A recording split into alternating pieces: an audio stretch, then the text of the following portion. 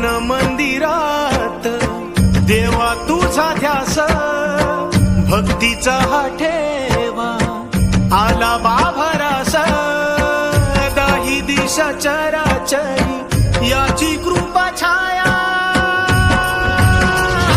माझा सावळा सावळा।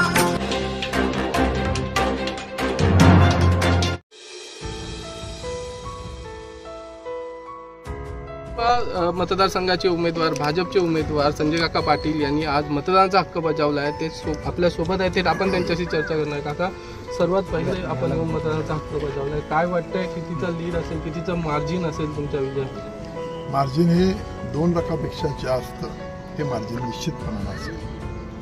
नक्कीच, मात्र अशी चर्चा होती की तिरंगी लढत आहे आणि या लढतीमध्ये अपक्ष विशाल पाटील यांचा आणि चंद्रहार पाटील यांच्यामुळे तुम्हाला मोठ्या प्रमाणात फायदा होईल, मोठ्या फरकाने तुम्ही जिंकाल।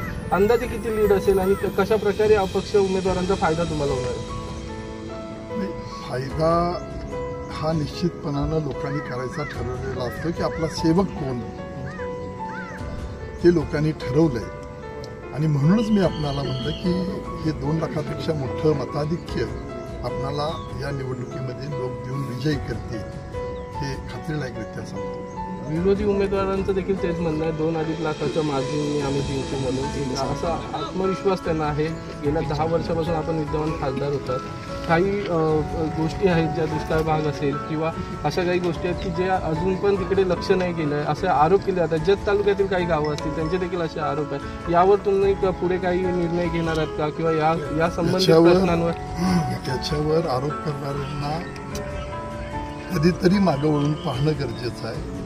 ज्यांच्या बापजाद्यांच्याकडं भावांच्याकडे घरात 35 वर्ष सत्ता होती, काहीही काम केलं नाही, जे काम 35 वर्षात त्यांनी केलं नाही ते मी 10 वर्षात करू शकलो, हे माझं सुदैव आहे। म्हणूनच मला लोकांचे आशीर्वाद लाभलेत।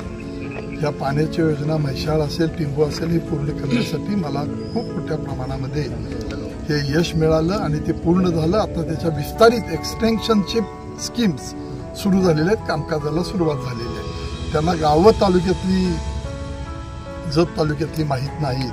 दुष्काळाची स्थिती काय यावर्षी मागच्या 5 वर्षापूर्वी उभारले, आता इलेक्शनला 5 वर्षाच्या निमित्तानं फिरतायत, माणसं ओळखून आहेत, तुम्हाला हे निश्चितपणानं पाहायला मिळेल। एक शेवटचा प्रश्न आहे, काय वाटतंय कसं आव्हान असेल हे विशाल पाटील असेल किंवा चंद्रहार पाटील, नेमकं सांगली लोकसभा मतदारसंघाचं पाटील कोण होणार हे काय वाटतंय तुम्हाला? आणि दुसरं एक, मतदारांना काय आव्हान कराल? मतदारांनी जो आपला काम करणारा सेवक या नात्यानं खासदार पाहिजे ते लोक निश्चितपणानं स्वीकारतायत आणि चांगल्या फरकानं लोक या निमित्तानं पुन्हा आपल्याला आशीर्वाद देतात, हे खात्रीलायकरित्या मी सांगतो। सांगलीचे पाटील तुम्हीच होणार? 100%